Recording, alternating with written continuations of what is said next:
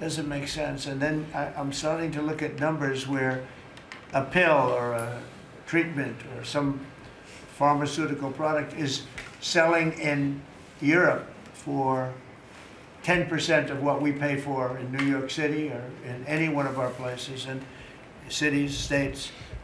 And then I see people leaving for other countries to go buy their pharmaceuticals, where they make journeys to various other countries, including Europe, where they got the best bargains of all.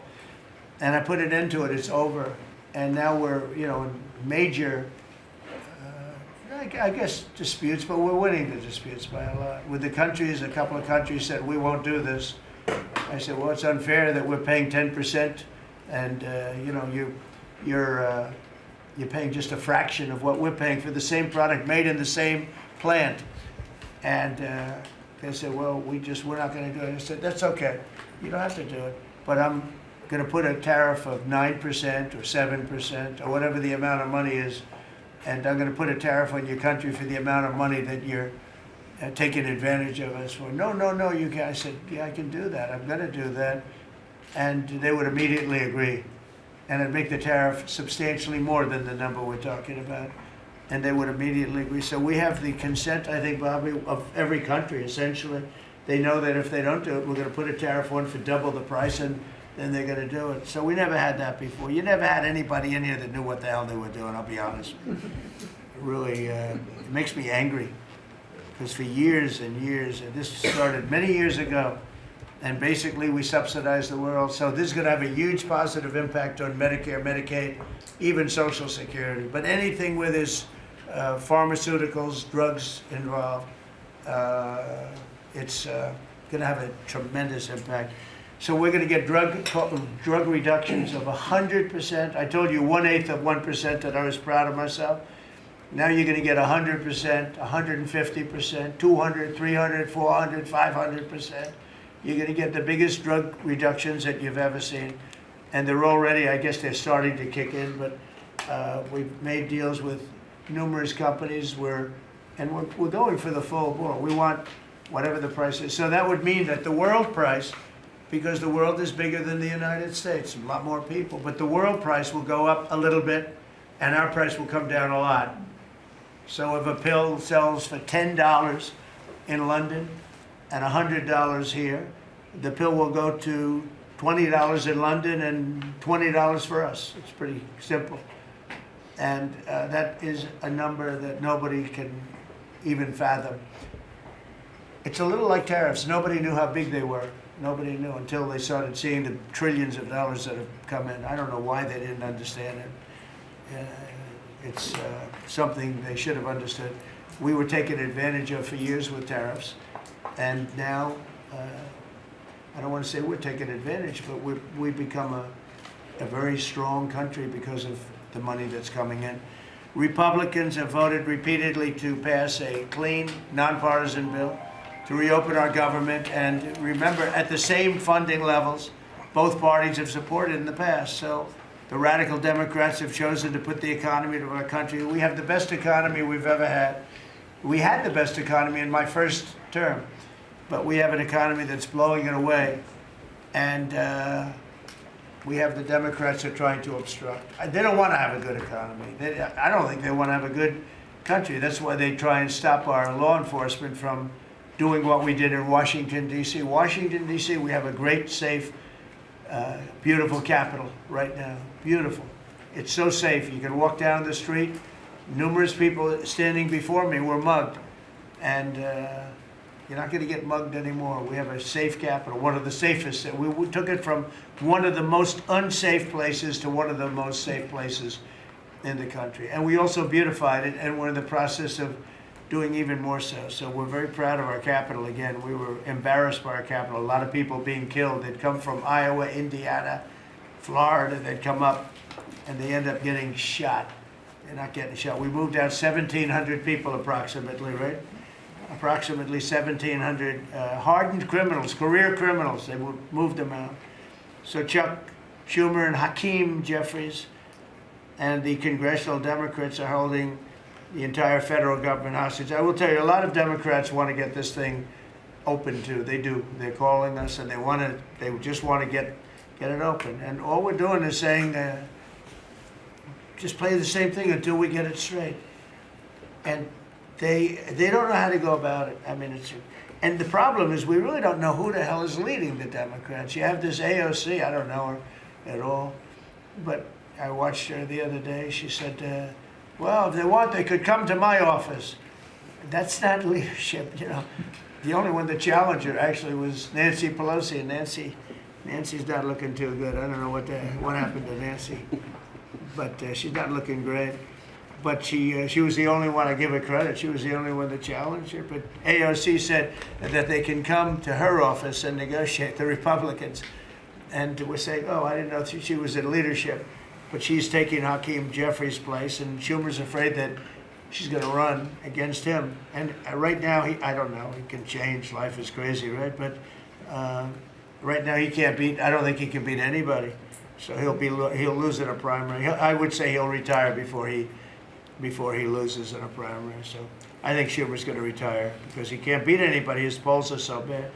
Meanwhile, the Democrat shutdown is causing pain and suffering for hardworking Americans, including our military, our air traffic controllers, and impoverished mothers, people with young children, people that have to live not the greatest of lives. But we're doing so many tax cuts. We've cut their taxes. The great big beautiful bill, we've cut their taxes at levels that nobody's ever seen. I mean, no tax on tips, no tax on Social Security, no tax on overtime. It's been a great thing for a lot of people. They're doing great. Despite all of the damage that it's caused, the shutdown has been, you know, pretty damaging. I mean, it's not yet because it's early, but it gets a little bit worse as it goes along. And we'll be making cuts that will be permanent. And we're only going to cut Democrat programs. I hate to tell you. I guess that makes sense. But we're only cutting Democrat programs.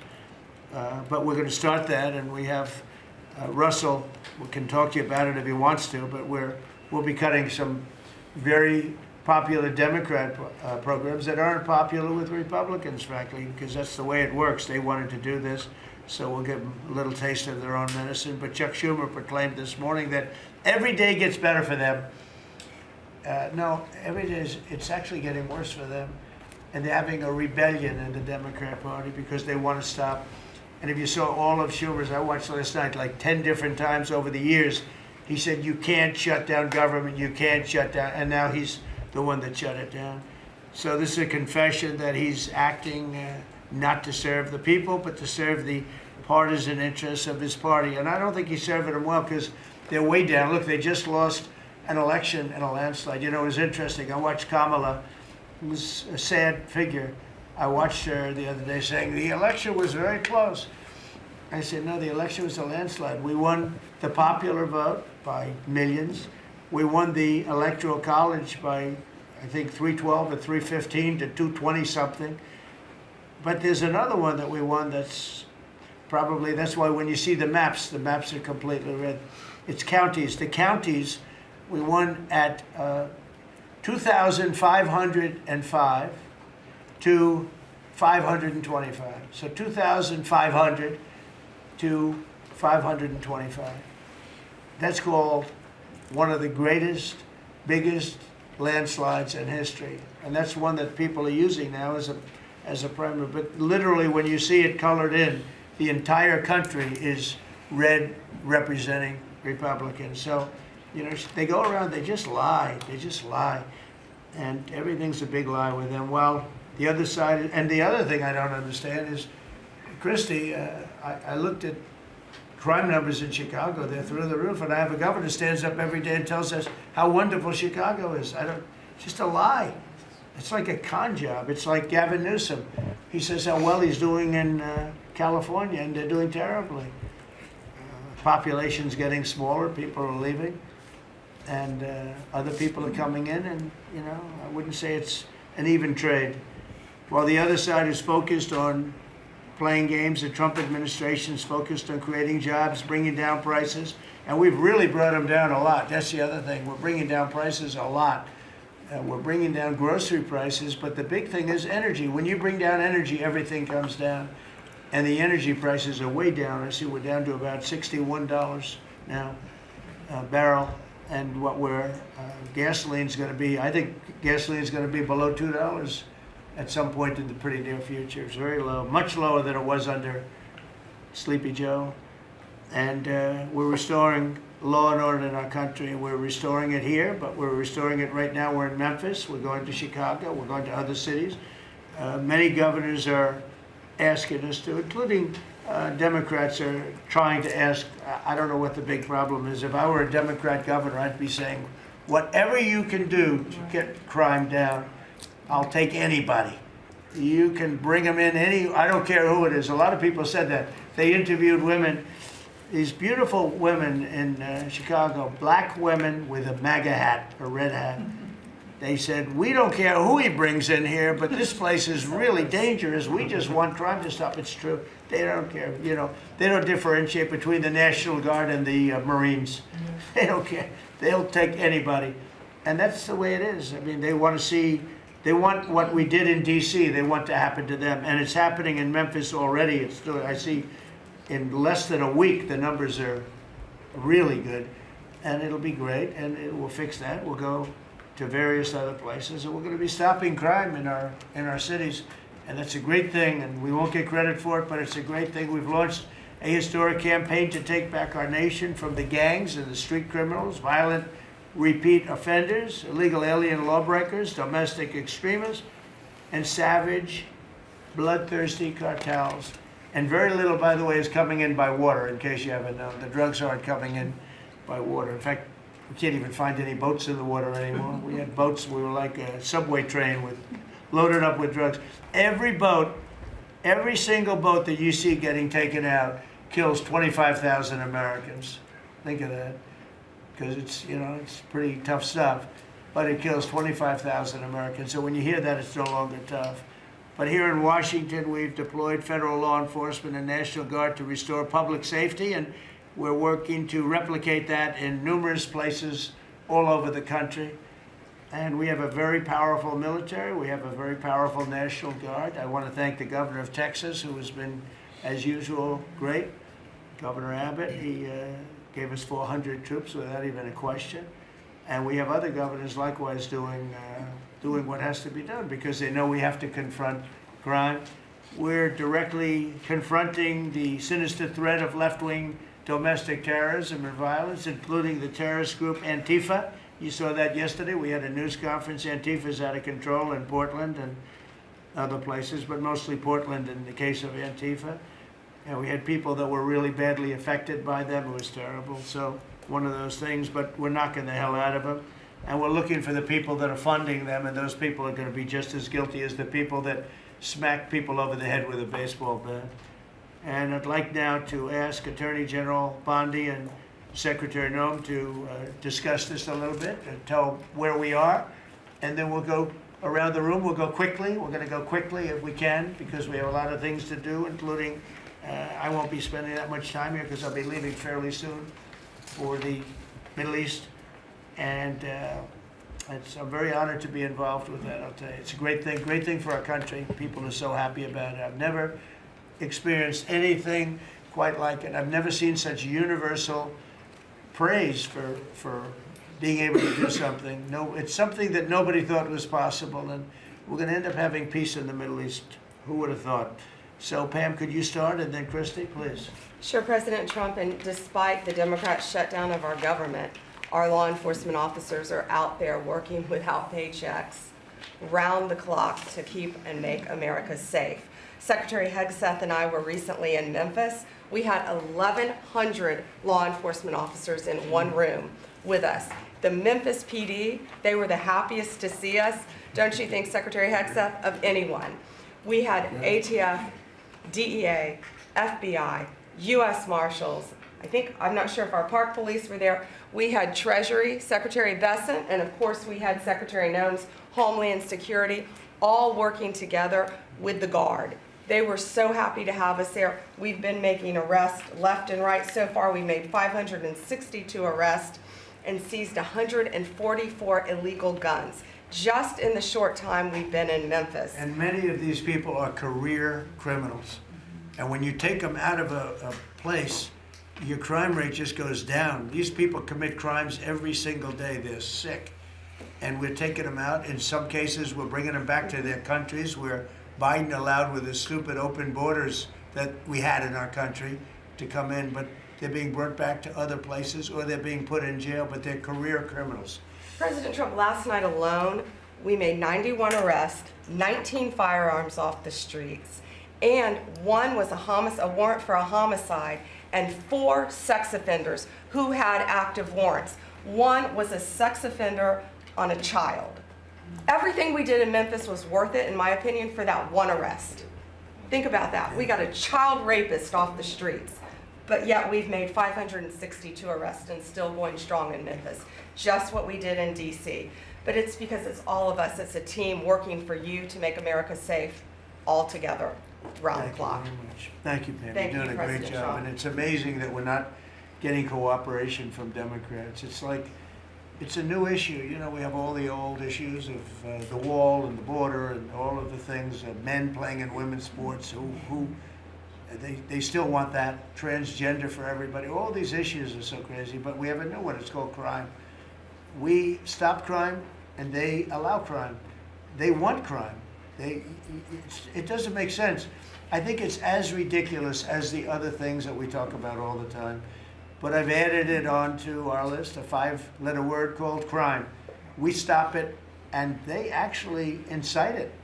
It's crazy. You would think they'd want them. You'd think they'd want Christy and Pam and all of the people. If we needed the military, people will be there. We've got a massive military. We have the best numbers we've ever had for recruitment. We have a lot of people now. We have people that can't get into them. In a great economy, they want to be soldiers again. A year ago, they didn't want to even think about it. Same thing as with police and firemen, everything. They want to join. They're proud of our country again. Christy, go ahead, please. Well, sir, thank you for your leadership and for deploying all of government to help us keep our country safe. You have talked extensively about how threatened our ICE officers are, but all of our law enforcement out there. And we saw the shooting in Dallas at that facility, so we're hardening all of our buildings and making sure that we have more security measures, snipers on the roof, people to protect our law enforcement while they're out there on the streets. But what I'm also doing, sir, is, and with your authority, is we're purchasing more buildings in Chicago to operate out of. We're gonna not back off. In fact, we're doubling down and we're gonna be in more parts of Chicago in response to the people there. And then I was there a few days ago and looked at some facilities that we can deploy more law enforcement out of.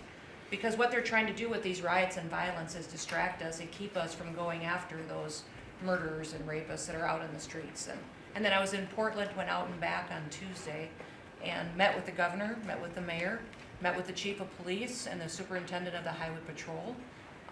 They are all lying and disingenuous and dishonest people because as soon as you leave the room, then they make the exact opposite response. So we're looking at new facilities to purchase. They're in Portland too, and we're gonna double down. And I told them if they didn't meet our demands for safety and security on the streets and work with us, then we were going to bring in more federal law enforcement. So I want to thank Pete and the Department of War for all their help. They've been fantastic, but while we fight litigation and work with Pam on that, we're going to send more of our resources and men and women out there to keep everybody safe. So no worries. What we see in DC and what we see in Memphis for benefits for people in the safety and security, we'll see that in Chicago and Portland. And the numbers in Memphis, it's only a week, but the numbers have been amazing, I understand. That's exactly right. The crime numbers are way down. Fantastic, and it shows what a partnership can be between local law enforcement and the federal government. And if we have to do it the hard way in Portland and Chicago, we will. But the people demand And the President safety. Trump, my lawyers are in court right now as we speak for you, arguing in Chicago and Portland to keep them safe, to bring in the guard. The government doesn't want it there, but we do. We're going to keep their citizens safe, thanks to The you. people want it. I don't understand the politics of it. I don't understand why a Pritzker is trying to protect people that are really bad. They're more scared of the anarchists that are on the street and the politics of it than they are of doing the right thing. I think they're afraid. Yeah, I think they're threatened. They don't tell us, but I think Pritzker's threatened by people. Because there's no other reason that this could be possible, that they don't want to have a safe Chicago. And we can solve the problem very quickly. And we're doing that anyway, regardless of if he doesn't want it or if he does want it, we're doing it anyway. So make sure. I asked the mayor that himself. He said that Portland was perfectly safe, a beautiful city, no problems. And I said, well, why did you clear the streets for me today then and build out a 4-block radius to make sure I could get in and out of here? And these people on the street screaming death to ICE. There's graffiti that says Molotovs melt ice. We have the guillotines. We're going to use them. Portland's almost different. It's like anarchists. It is. It really is. You know, it's really different than a lot It's of the awful. others. This is a sick situation, but those are anarchists. Those are people that want to overthrow government. They're really degenerates. And we're finding out who is supplying all of those beautiful signs and everything Well, else. Scott's been fantastic. His team finding the financial networks is great. That's what Okay, gives everybody. Scott will do that. That's easy for Scott. We got a great team, sir. That's good. How about we go to Marco? You can talk a little bit about what's going on, and Well, go ahead. yeah, Mr. President. I don't know if one day perhaps the entire story will be told about the events of yesterday, but suffice it to say, it's not an exaggeration that none of it would have been possible without the President of the United States being involved.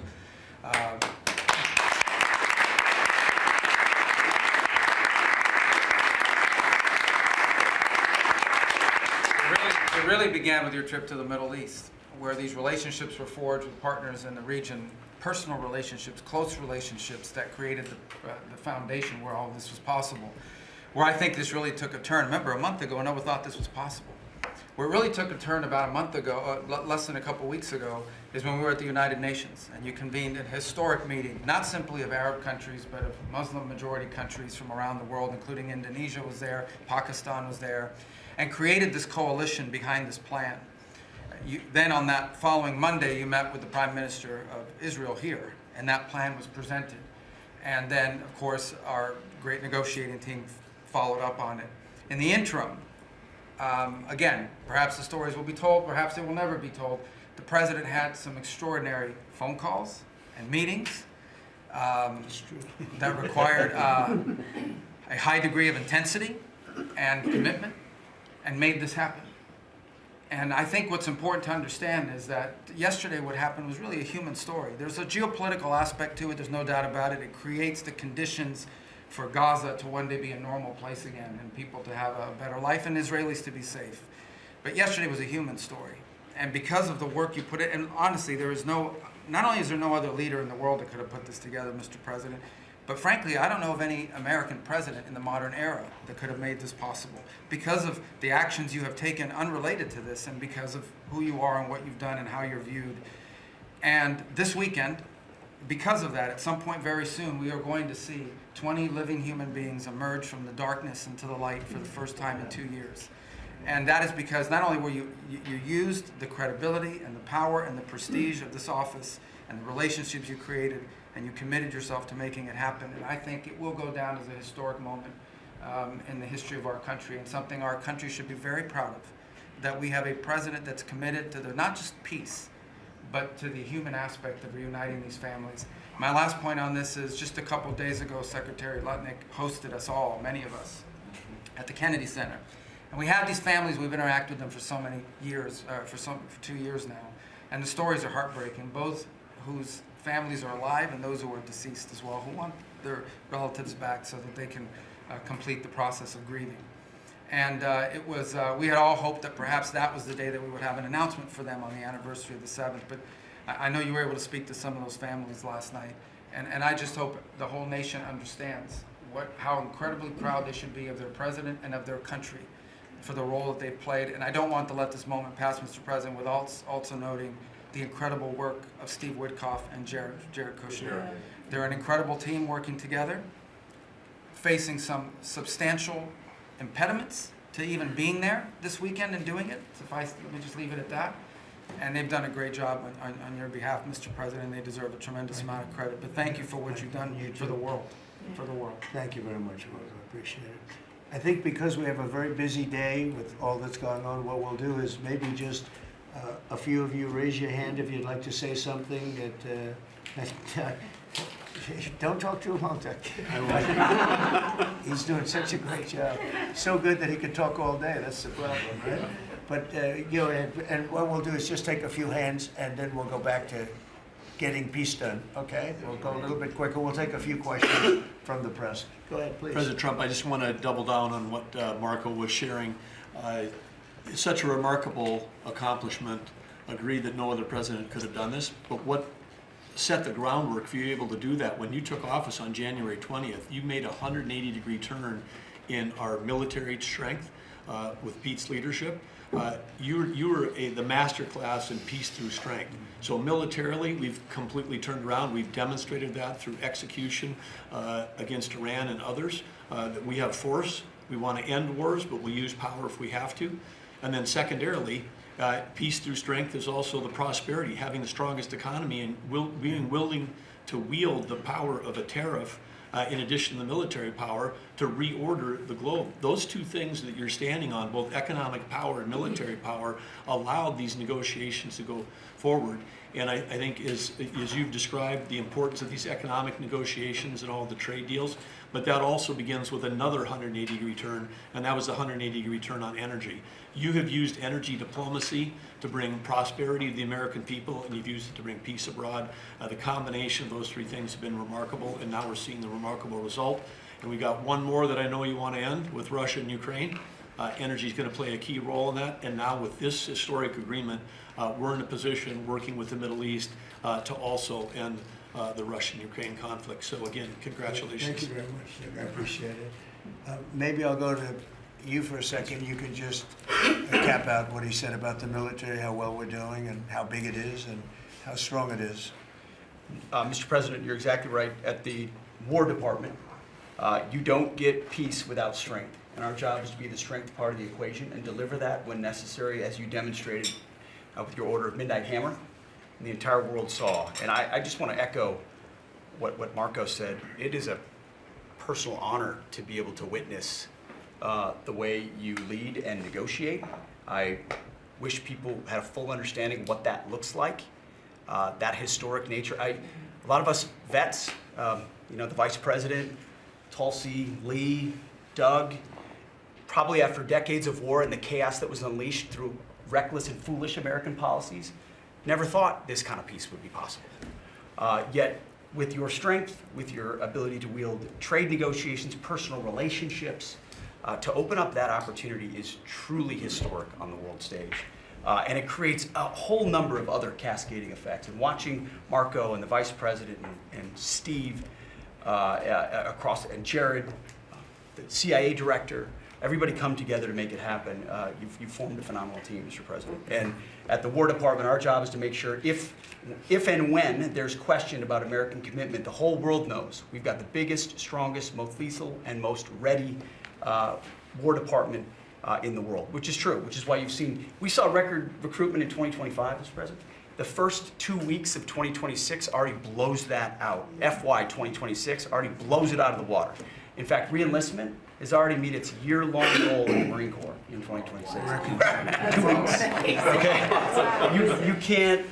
There's no other way to create that kind of love and enthusiasm than with your leadership, sir. And it is an honor to work with Pam and with Christy and the cities across the country to make sure American citizens and law enforcement are protected with our National Guard. But that's a core mission. And last thing, Mr. President, on the southwest border, the first group that rotated in to lock down that border to 0 crossings is now rotating out. And with a new border medal, the Southwest Border Medal, or it's actually called the Mexican Border Medal, revived from 1918, that will be pinning on their chest. So thank you for renaming the department, and we're trying to live up to it every day. Thank you, sir. I mean, think of this. We have record numbers of recruitment. 1 year ago, there were stories, front page stories, that we couldn't get anybody to join the Army, Navy, Air Force, Marines, Coast Guard.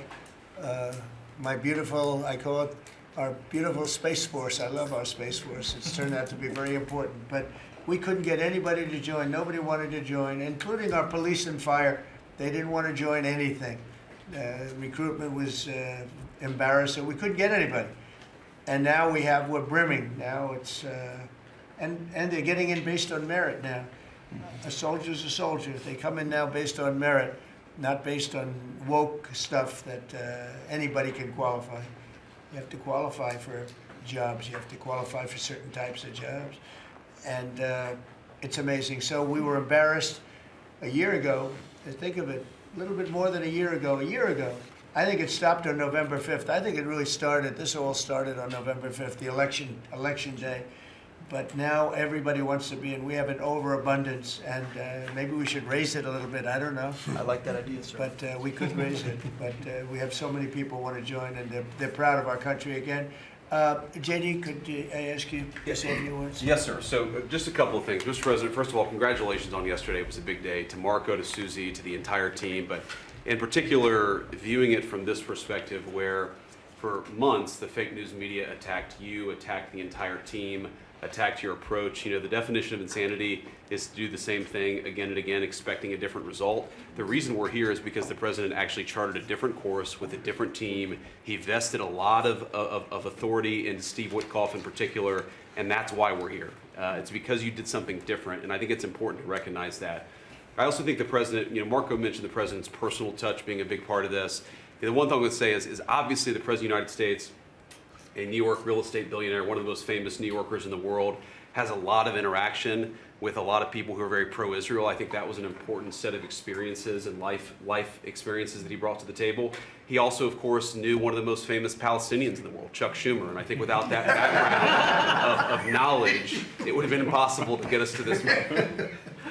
Second thing I want to say, just on Chuck Schumer, the president mentioned this, that Chuck Schumer said this has been very good for us this morning about the shutdown. One of the things that we talked about before all the media came in, and that all of us are going to work on for the rest of the day, we've been working on for days, is how to make the shutdown as painless as possible on the American people. So while Chuck Schumer brags about this being good, and I think the president is right, it's not good for him politically as much as he might think that it is, it's causing real consequences for the American people. There's a low-income food program, the WIC program, that my mom actually used when I was a baby. That program is about to be underfunded, and it's about to get cut off because Chuck Schumer won't open the government. We have troops. The Secretary of War mentioned how well we're doing on recruitment. We're trying to figure out how to pay our troops because Chuck Schumer is shutting down the U.S. government. There are veterans benefits that are going to suffer. There are Americans that are going to suffer because Chuck Schumer refuses to do his job. So while we're all celebrating this incredible success that we've had on the world stage, the country could be doing so much better if Chuck Schumer did his job and opened the government. Every single Republican, except for Rand Paul, has voted to open the government. A few moderate Democrats, to their credit, have voted with us to open the government. We just need 5 more Democrats to come to their senses and let the people's government serve the American people. I hope that they'll do that. Thank you, sir. Chris, please. Yeah, to follow up on that point, Mr. President, the Democrat or Schumer shutdown did not begin 8 or 9 days ago. It began 8 or 9 months ago with your inauguration. For the first time in American history, every Senate confirmed appointee who are our deputies to run our department, every one of them has been filibustered. One of the critical parts of my department is the National Nuclear Security Administration. It maintains, manufactures our nuclear weapons and our engines for nuclear submarines and nuclear aircraft carriers. We are a key supplier to Secretary of War Pete Hegseth. They filibustered, the Democrats filibustered the leader, the administrator of the National Nuclear Security Administration, would not let him come into my department until the Republicans 2 weeks ago changed the Senate rules so they could confirm him and we could have a leader. They filibustered the leadership, now they're filibustering the funding. In the next 6, 7 days, we're going to run out of funding, and the retooling of our nuclear stockpile, the ultimate guarantor of our sovereignty, is going to be underfunded, and we're going to have to slow down and creep to a crawl these efforts. Just incredibly irresponsible for Schumer to worry about his own reelection and not the 340 million Americans that count on the efforts of our military and all of our departments. It's truly offensive, and we need to bring it to an end as soon as possible. Let's open the government back up. And you're doing a great job. Thank you very much. Bobby, did you want to say something? You got a lot of things happening. A lot of things. A lot of very positive things, actually. Mr. President, I'm glad you're getting bipartisan accolades on the Mideast peace agreement. You should also get bipartisan accolades on the MFN agreement. It is an historic agreement that's going to benefit every hardworking American. It's going to lower the price of drugs for every American. By the time this administration is over, we will have 95% of the drugs in this country will be the lowest price in the world. It immediately begins to affect Medicaid, Medicare, Social Security, the other government programs. I remember when I went through the confirmation process, and the principal preoccupation of the Democrats during that process was whether I would continue the IRA negotiations on drugs. The Democrats negotiated 10 drugs. I'm supposed to negotiate every year 15. The 10 that they negotiated, they claimed to get a 22% reduction, but it was a lie. It was 22% under the list price, which was actually higher than the price we were getting. So Medicaid, Medicare ended up paying more for those drugs than they were paying beforehand. They only got a benefit on one drug. One was tied. 8 of them were lower. So they should be applauding what we're doing now. We're doing something that every administration, Democrat and Republican, has been saying that it was going to do for decades, and you got it done because you understood the power of the tariffs. We had leverage over these companies. And you did it in a way which you asked us to do, to negotiate in a way that was not going to stifle innovation, that was going to make sure that those companies could bring their production home, and they are doing that. And it was a profound success. It will affect every American for 100 years. And you should be getting bipartisan accolades on that. I'll say one other thing about Tylenol, only because of this. This morning before I came in here, somebody showed me a TikTok video of a pregnant woman, 8 months pregnant. She is an associate professor at the Columbia Medical School. And she is saying F Trump and gobbling Tylenol with her baby in her placenta. And the level of Trump derangement syndrome has now left political landscapes, and it is now in the realm of pathology. And a mother could overwhelm millions of years of maternal instinct to put her baby at risk. And all you have to do is look at the studies which you and I talked about. It's not dispositive that causes autism. It is so suggestive that anybody who takes this stuff during pregnancy, unless they have to, is irresponsible. There are 15 rodent studies. Every one of them shows if you give it to the mother, the babies, and particularly the male babies, have profound neurological and behavioral changes.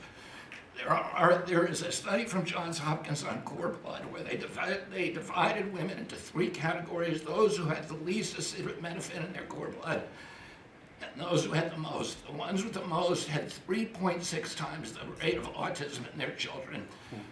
The middle category had 2.2 times, so it's a dose-related response. And there are dozens of studies that show the countries that use the most have the highest level of autism. Cuba has the lowest level in the world of acetaminophen use, and it has the lowest autism rate in the world. So this is not dispositive. It is not proof. We're doing the studies to make the proof.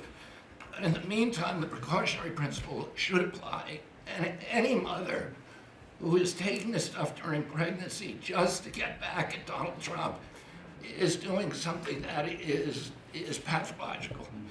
And we're seeing that across the board. I got a lot of other stuff to talk about, but I know we got a short time here. But thank you, Mr. President. You're making our country healthier again. Thank you, Bobby. Could you just say, for the record, state what the autism was, let's say, 20 years ago and what it is today?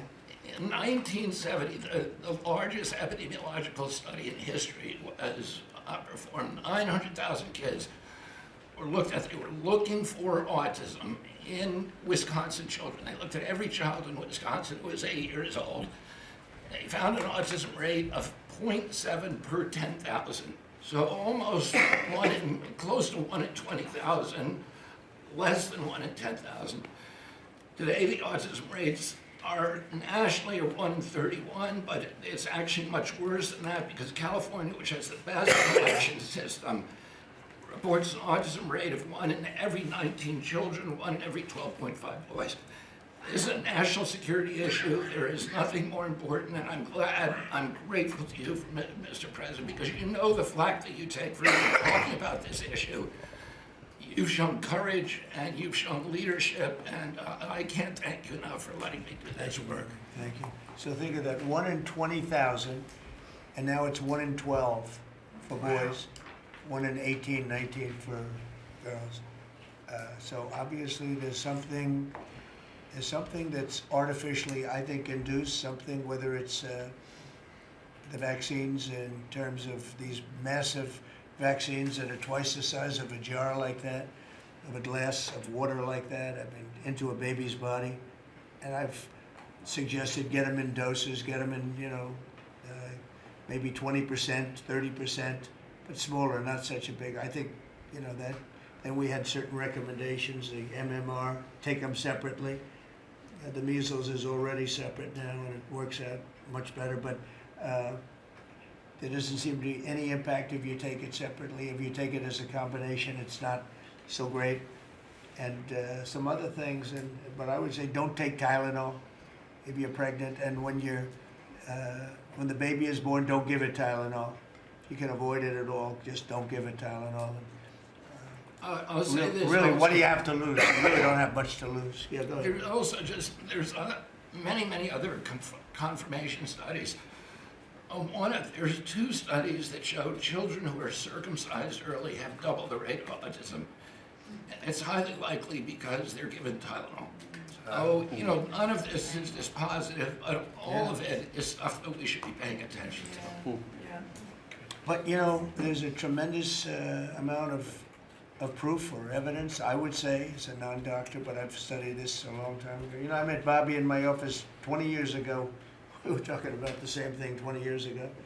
And I was a real estate developer. It bothered me that it seemed to be getting worse, but it's so bad now when you hear these numbers. It's not even really sustainable. I don't know how people do it, but there is some very strong evidence on Tylenol. In fact, at one point, I guess the company gave a warning. They still don't recommend it during pregnancy. That's the weird thing. They're not recommending it, and that's the company itself. So just don't take it. Don't take it. If you're a woman, don't take it, and don't give it to the baby when the baby's born, and I think that's going to have an impact. But I'd also get the shots in smaller doses. There are a few things, we gave a few things that just seem to be, and I think you'd get that number way back up. Think of it. You have 1 in 20,000, and now it's not even believable when you think that 20,000 drops to 12 children. So that's induced by something that's given or taken, and it should be able to be stopped. And you're talking about the Pennsylvania Dutch, you were talking about the Amish, where they don't take any of this stuff, and they have virtually none, right? They have no autism. So we're doing something very bad. Somebody's been given some bad things. Other countries, by the way, we have, I think, we have 82 vaccines that we give simultaneously. And I'm a vaccine believer, by the way. I believe in the polio vaccine. I believe in a lot of vaccines. But when you give 82 vaccines in a shot to a little baby that hasn't even formed yet, it's a lot of vaccines. And in Japan, they give a much smaller number. In Germany, they give a much smaller, like 28 vaccines. That's a lot too, but 28 is a lot different than 82. So, but I would say on the Tylenol, don't take it, and that will be. I think it's going to be a big factor. I think it'll be a very good result, and I hope we're going to be able to see that result in the not too distant future. Because certainly, people have heard us loud and clear. That's why I bring it up again. That's why I asked you to talk about it. Because this is a horrible thing, and if you don't take it, I mean, you have to tough it through sometimes. There are other things you can do, but you have to tough it out. It's easy for me to say, but I think you're going to see numbers that will be it'll be so significantly improved, and maybe fully improved. I mean, there's something there, there's something going on, and we have to address it.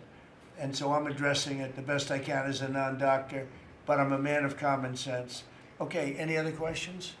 I'd like to comment on the Yeah, workforce. please. Mr. President, a lot of people are calling to give you the Nobel Peace Prize after this peace deal that you managed to achieve in the Middle East.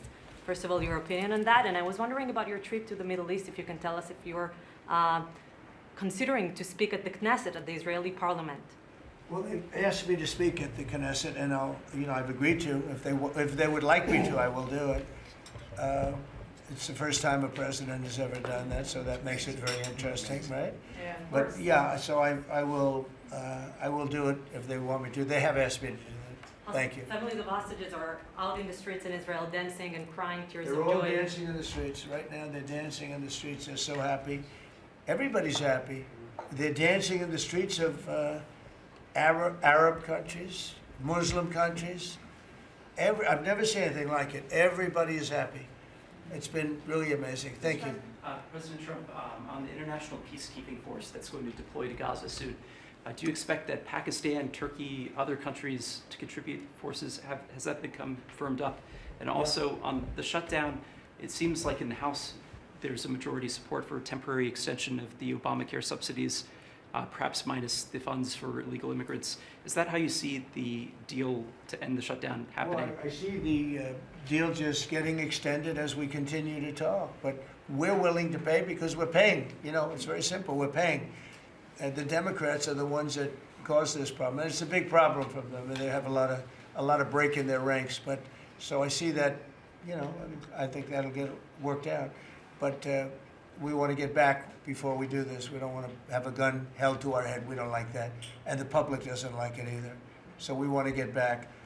And I think it's going to work out. I think it's going to work out very well. It's something that shouldn't have happened. This was supposed to take place before the election.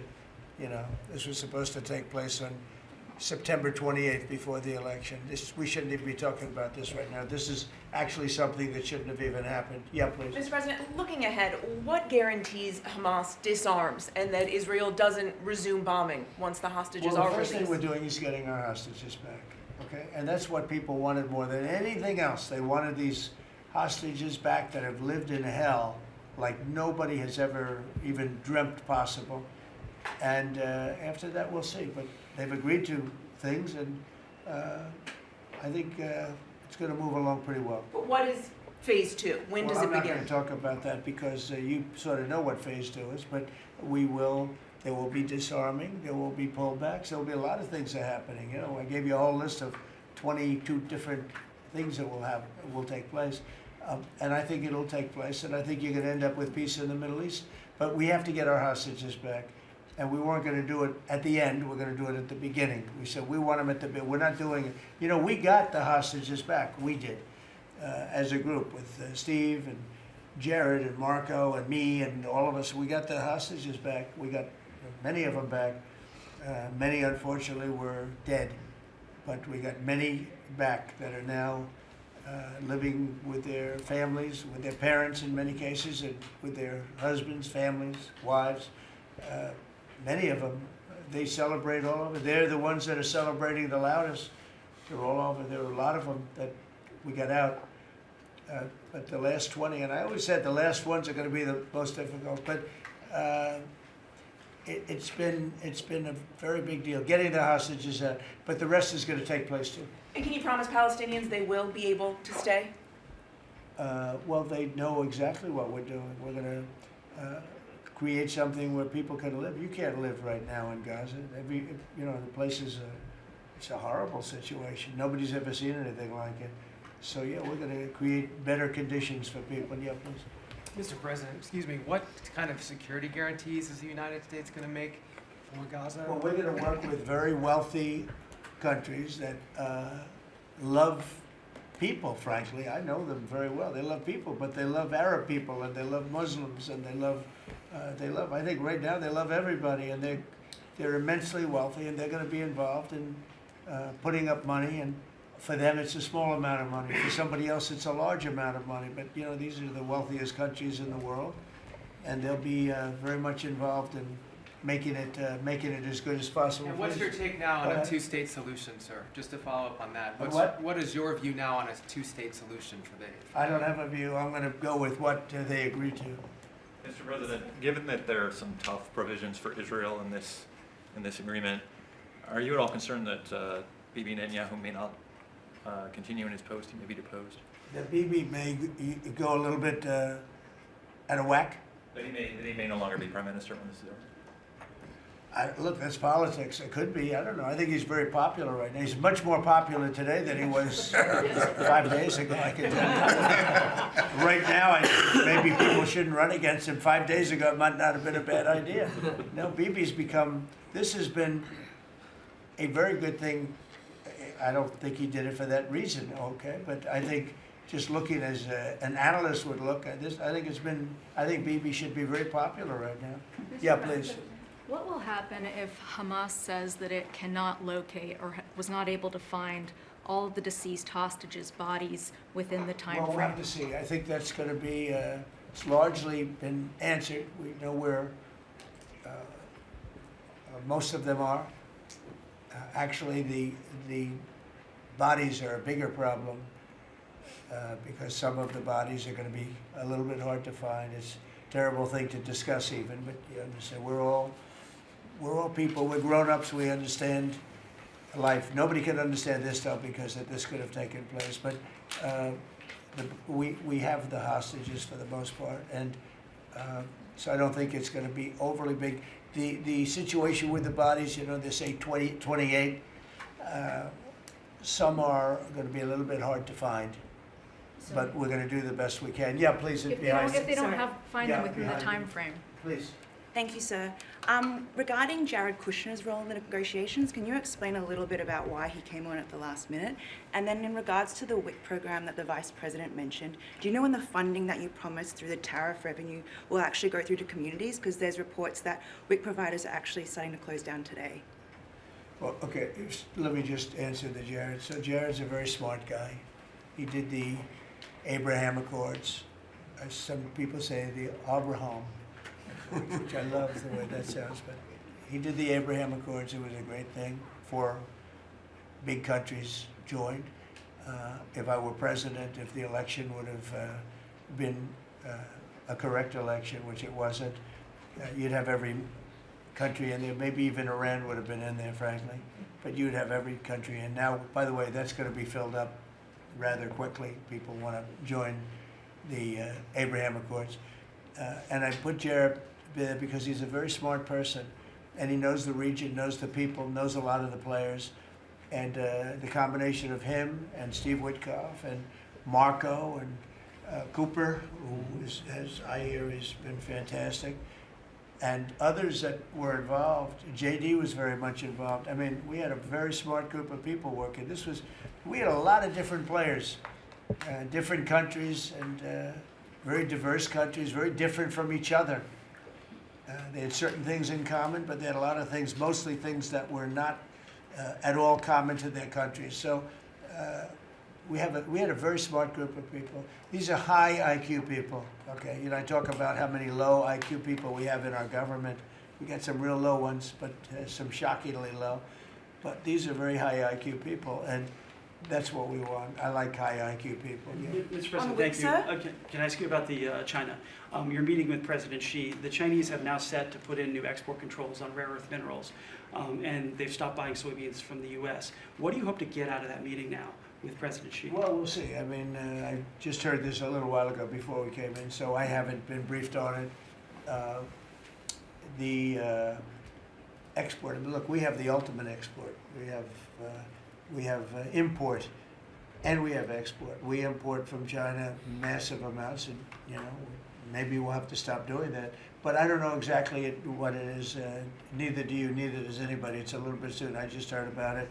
So Scott and Howard will figure that out, and I'm sure we'll be able to handle it. Can I ask you about the soybeans? What is the plan to help farmers? Is it direct checks? Is it tax? Have you sorted that out yet? Well, what happens with soybeans is we're going to see more and more, I think, opening up, and part of the reason that we'll be discussing, he's got things that he wants to discuss with me, and I have things that I want to discuss with him, and one of the things is soybeans. I had a great deal with China where they would buy $50 billion worth of our farm product and manufacturing and other things, but farm product. And it was going along well. Then when the election turned out to be a rigged election and we had the wrong guy get in there. He didn't do anything about it. I used to call up President Xi every 2 weeks, or I'd call up people in China, say, you got to keep going, you're not buying the amount that you agreed to. And this went on for, ever since we signed the agreement. It was a great agreement. So they used to do 15 billion, and I got it up to 50 billion, 50, and it was great. Then when Biden got in, they just never adhered to the agreement, and nobody in Biden's group, as you can imagine, did anything about it. So it just sat there for 4 years, and they didn't adhere to the agreement. And we, it's hard to go back after 4 years of nobody calling them, but I used to call them every 2 weeks. I'd say, you're a little low, or I appreciate it. Oftentimes I'd say, thank you very much, you are totally adhering to the agreement. But we had an agreement, they would buy $50 billion worth of our product, mostly farm product. And the farm, remember I said to the farmers, buy larger tractors and more land. And that's exactly what happened. They did well. But we do suffer. I'd like you to discuss that maybe for a second, Brooke. Sure. Very quickly, by the way. Yes, sir. But would you just talk about how Biden let us down? Biden, every single thing, every problem the farmer has is because Biden didn't do anything for 4 years. Go ahead. No, I think that's right. This president has been unequivocal in his support of the farmers. First of all, in term one, we worked on it so hard and opened up markets, but especially this term. But here's what everyone has to understand. The farm economy is in a very uncertain time. But that isn't because of the current trade negotiations, although certainly the China part is part of that.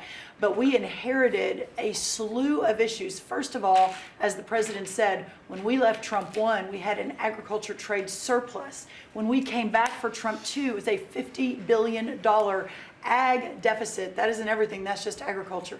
The second part is the cost of inputs for our farmers increased on average between 30 and 38%, but that includes fertilizer, it includes fuel, it includes interest rates, it includes labor. All of this came about under Joe Biden, a 47% increase in the cost of labor that now Secretary Chavez-DeRimmer and Noam and I are working on. Fuel is coming down, thank you. Interest rates, thankfully, are coming down to 73% increase in interest rates for our farmers. They couldn't get loans to make sure that they could move forward. So that's all really, really important. And I think we have to realize what the president's commitment is this, that we are moving into an era of rural prosperity, of a golden age for our farmers in rural America. The trade renegotiations and the trade realignment that Jameson and Scott and Howard have led with the president's leadership is unlike anything that's happened in the history of our country. And those that will benefit the most are the original Americans, our farmers and our ranchers. The president has committed, if we need a bridge, he has talked about that to get us from the Biden years to the new Trump era. That's what we're working on every day. We've got to get the government reopened so that we can move forward on that. And once we do, we'll be able to move out a significant program to help our farmers. Long term, we have to change this hamster wheel of government. We've got to ensure that the farmers have the market to sell, and it's a national security issue and onshoring a lot of the food as well. Okay, So, sir, thank you. Thank you, everybody. I think that's enough. Thank you, Press. Thank you, Press. Let's go. Thank you. The country is doing very well. Thank you very much, everybody. Thank you, Press. Still open to go out. Thank you. Thank you. Let's go, Press. Thanks, guys. Let's go. Head out, guys. Thank you. Thank you. Right this way. Thanks, guys. Grab the camera. We can come back. You head out. Of course. Check them out. You